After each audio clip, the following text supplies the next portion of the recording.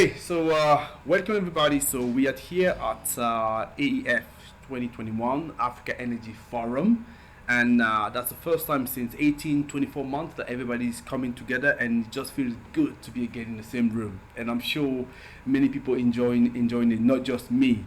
And I'm having the privilege here to be with Shirley Webber from ABSA, but I'm not going to tell you who she is because I'm going to leave her the choice to do it the way she wants to do it, and then you found that we're just going to run through some questions that are very important that I like to ask her. So Shirley, if you don't mind me, first of all, thank you for accepting to talk to us, Renewables in Africa. I'm sure our audience would love to hear about what you have to say about yourself personally, but also ABSA. Would you mind please introducing yourself? Thank you, Tony. My name is Shirley Webber, and I look after the resources and energy space for the bank. Africa is very important for us as a continent, and the fact that we've got many presence countries, as well as dealing with many non-presence countries in Africa. I think one of the aims from our side is really to make sure that we assist countries through the energy transition as well. And so, from a financial services point of view, we definitely do across the spectrum banking, and that includes investment banking, corporate banking, as well as markets. Okay, that's excellent. I'm just going to come back to that in a second, but I just want to start because we just finished COP26, right? So there was an agreement, the Glasgow Climate Pact, which obviously there was mixed reviews. And I'm not going to ask you about your personal opinion. That could be a little bit tough, but I just wanted to know. So, how did you find the whole atmosphere around COP26? Is it different from what we've had in the past, according to you? Just some personal opinion. I definitely think COP26 this year versus many other typical forums were different, just because of the way that companies, communities, corporates, governments are looking at the energy transition, and I think really because of COVID.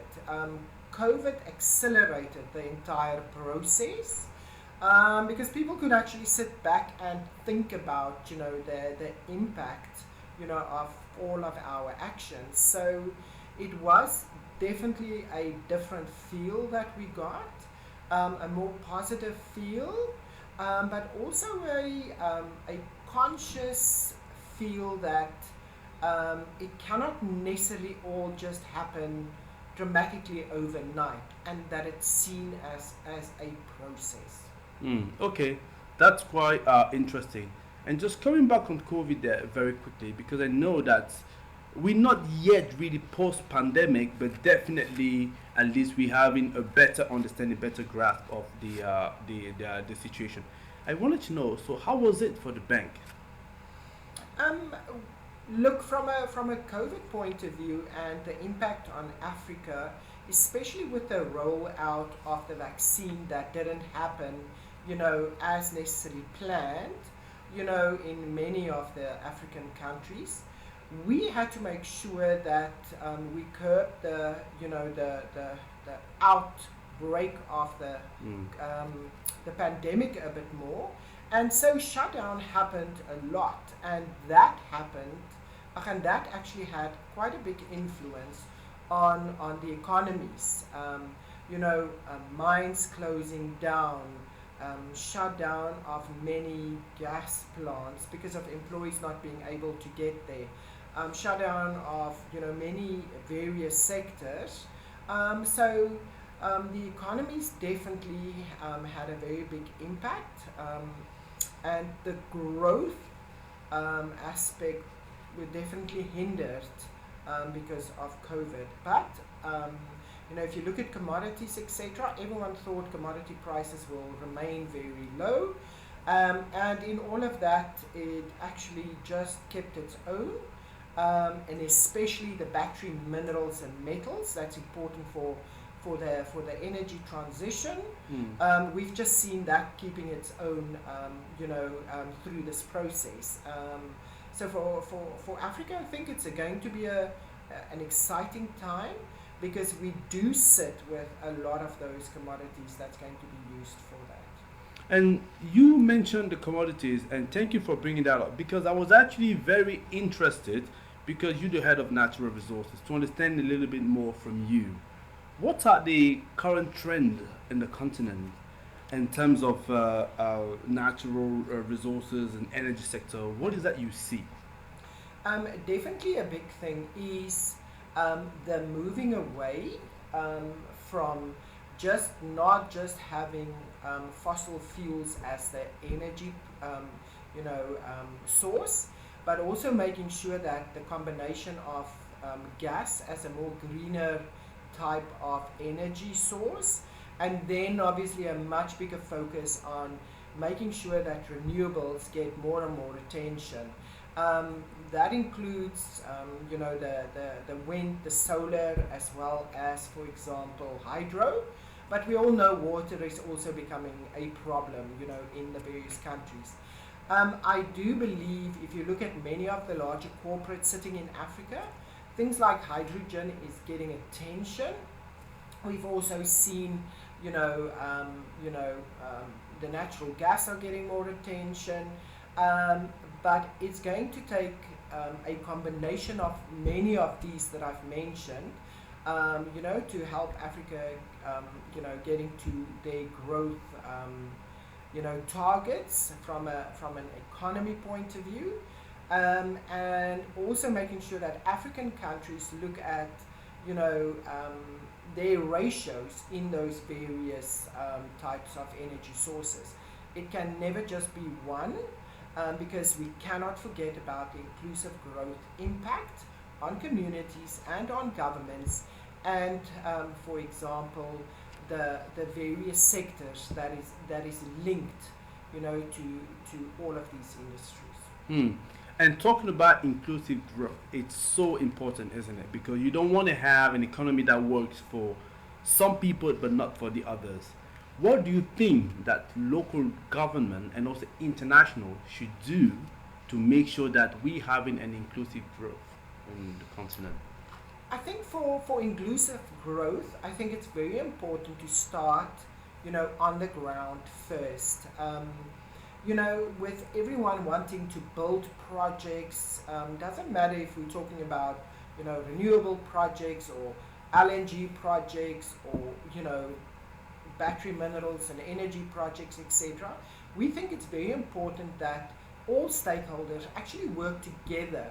In other words, include the community, making sure that stakeholders and shareholders, etc., work together, to make sure that the value chain that follows the actual project, that more and more local, local content is one word, but there's more involvement from the community so that we relieve poverty, we relieve, those type of aspects that's just pulling countries down, to make sure that the community involvement is there.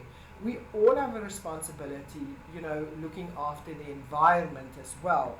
And so, and that for me that's why that whole collaboration part is important, so that, the environment's not left behind, communities are not left behind, etc. And there's definitely ways in getting all of these to a positive outcome if we are just very responsible in the way that we do business. And that includes financial services industries as well. We should make sure that when we look at projects, that projects are financed, when all of these aspects that I've mentioned are looked at so that a conscious decision is being made. Okay, that's excellent. I attended COP26, especially the second week, and then I spent a couple of days with a couple of your compatriots, from the delegation of South Africa. So, but I won't mention them because I don't want to embarrass them. But they were quite, let's say, bullish about the attitude of the country towards COP, which is a good thing because obviously South Africa is one of the biggest economy in the continent. And talking about COP26, we all know that there was a bit of controversy towards the end, right, with regard to coal, right? And then May I ask you, what was, according to you, what should be the position? Because I know it's a difficult conversation, but we should have this conversation. If we're saying that we're going to be making a transition, so what is your view, right, with regard to the treatment of coal? Well, what is that we need to do? Because you are more experienced as a country, but you know as well the all the different aspects. Yeah. There's a environmental aspect, but there's also a social aspect, because it's also fair to say that Yeah. some people are depending on coal. Mm. How should we treat it realistically? Look, South Africa has always been, a country for power generation. Coal was the most important commodity. I do think what we've seen over time as well, our South African government has been very advanced in the way that they are starting to roll out the renewable programs. And as you all know, we're at round 5 that we've just been, been awarded. Clearly there's now a process to start, building, all those plants, the winds and solars, etc. So I do think that, not to choose between a phase down or a phase out, but ultimately it will have to be done in phases on our side. I do think many of the other African countries are in very similar positions, where although they might not have, their renewable programs so advanced, that they have, for example, more natural gas that sits, in some of those countries, that they will use that then as their next phase of energy sources. So that's what we see happening. The reality is that South Africa is very reliant on coal at this point in time. Renewables are being built out, and as we see, as time goes by, there will always be that mix. And I think Africa specifically, phasing out immediately, I think is quite a big word. I do think it's a phasing down, and as the other types of energy sources are being built, then we can start talking about phasing out completely. Okay, there is one fossil fuel that seems to be escaping the controversy, and at the moment it seems to be sitting on the good side as a transitional source of energy, and this is gas. And I wanted to understand, according to you, so what is the role that Africa should play for international gas? I think the continent is very rich in a lot of commodities, and one being gas as well. So if I look at various countries, and we can mention a few: Mozambique, we can talk about Nigeria, we can talk about Ghana, Mauritania and Senegal, where there's a lot of gas reserves sitting. I think we can play an enormous role to get to, gas as the transition energy source. So we've definitely seen a lot of governments, are very involved in those projects. But one thing for Africa to be successful in using gas as that energy transition source is that political stability is going to be important. Clarity on things like fiscal policies, monetary policies, etc. All of those are going to be very, very important. And unless we have that, the international investors might have issues in investing in Africa. So it is bring the balance back to our various countries, and investments should follow, but there should be clarity in the outcome of the investors as well. Okay, thank you for that. I just have two more questions for you. And one of the questions, it was actually prompted to you because you were the first to say, if transition, there's going to be a transition. We would agree with that. There needs to be a transition. But this transition needs to be just. According to you, what does that mean in your word? Because just can mean anything and everything. What does it mean? Just transition. Is it just a slogan? Yeah, so I do think, just to use that slogan is actually not good enough. I do believe various countries, various companies should put proper plans out there that is public, and we've seen more and more transparency on, for example, the decarbonization happening. And so even if many countries are still reliant on the older energy sources, there must be a clear plan on what they are doing to get to a transition phase, even if it means, over a number of years. I think the one thing that I liked about COP is that there's now feedback sessions that will have to take place on whatever that was put on the table from a deliverable point of view, that we have to come back, and when I say we, I'm talking about the various countries, will have to come back and say, how did you do over the last year or two, etc. So for me, that is good, because that brings, commitment to the process, and so for me, it's just transition might be a slogan, but evidence must be there for everyone. To back it up. Yes. Okay. My last question, and I'm sure this one that is dear to your heart, right? Because I'm sitting in front of a very successful professional, a very powerful lady. How do we make sure there are more women just like you in the sector? What is the bank is doing, and what do you personally doing to make sure as well it happens? Look, I think for every female out there, I think it's just important to bring up, aspects like your knowledge, being assertive, making sure that we all understand, what's out there in the market. I think ultimately,